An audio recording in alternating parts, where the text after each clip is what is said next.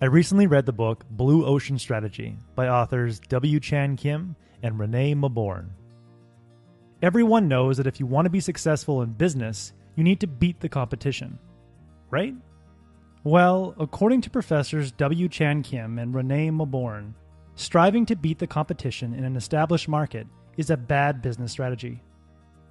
If you try to enter an established market like the fast food market with the hopes of outperforming the competition, you are adopting what the authors call a red ocean strategy. In today's world, thanks to the rise of technology and the widespread access to information, it's too easy for businesses to enter an established market and saturate that market.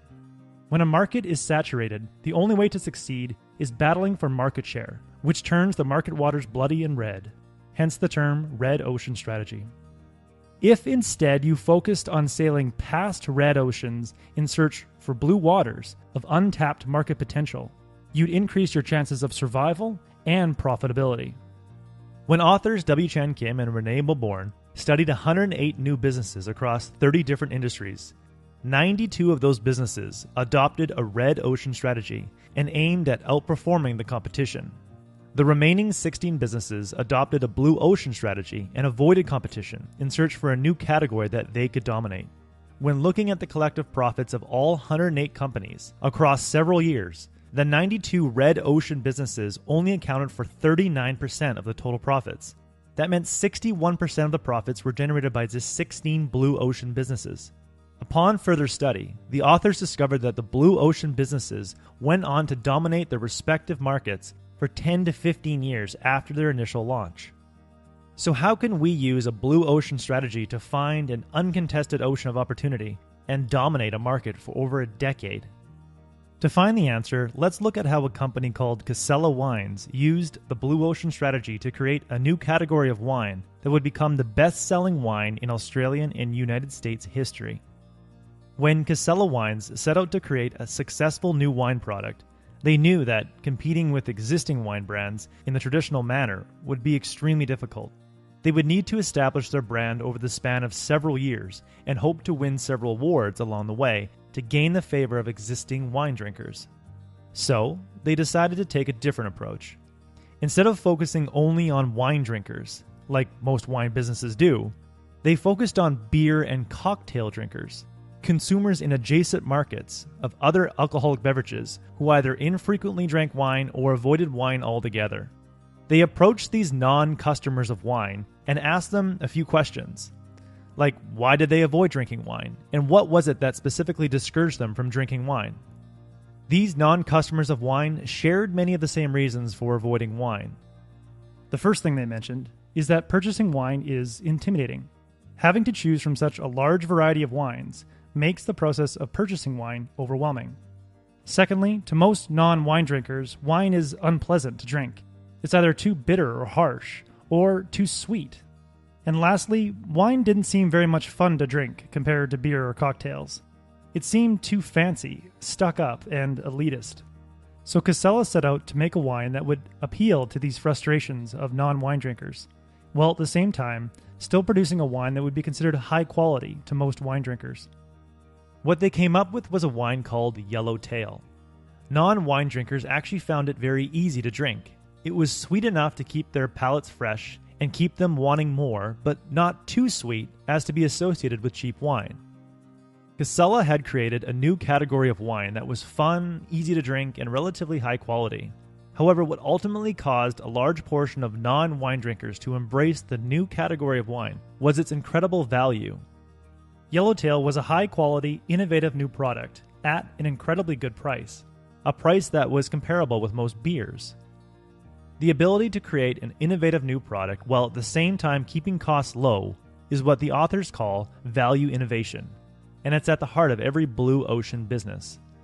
To achieve value innovation and discover blue oceans of opportunity, Casella Wines adjusted 4 levers during the development of the Yellowtail: eliminate, reduce, raise, and create. First, they eliminated the aging process of their wine and saved money on oak barrels and storage costs. Then they reduced the inventory to just 2 wines, a white Chardonnay and a red Shiraz. By focusing on what they could eliminate and reduce from the standard practices of winemaking, They could reduce the cost of their product while simultaneously increasing the appeal to infrequent or absent wine drinkers who valued something much simpler. After eliminating and reducing, they looked at what standards they could raise. They raised the freshness and drinkability of their wine so it was easy on the palate like beer or cocktails. And finally, they looked at what they could create by incorporating practices from adjacent markets like the beer industry. They created a new wine label that was simple and somewhat adventurous, like many beer labels. It just had a picture of a kangaroo and stated that the product was from Australia. It didn't have the age of the wine, and it didn't have fancy terminology that stressed the art and science of winemaking. They then came up with a bottle that could be used to bottle both white and red wine, the first of its kind. This is something that the beer industry had been doing for years with a variety of beers in the market. Playing with these four levers allowed Casella Wines to create its own wine category of fun, unintimidating, easy drinking wine. It attracted a whole new group of customers to the wine market in an area of the market that Casella Wines could dominate for years to come. And because they created the category of fun, easy drinking wine, they had a huge head start on the competition, making it extremely hard for competitors to steal their market share. This is the power of blue ocean strategy, and there are several businesses who have used this strategy to dominate their market. Another blue ocean business example is 5 Hour Energy, the mini energy drink that you see on the counters of almost every convenience store. 5 Hour Energy created the new energy drink market of 2-ounce bottles, and it maintained a 93% market share of that market category, despite competition from major competitors like Coke and Red Bull. Because they created the category and got out to a huge lead on future competitors, they continue to dominate that category today.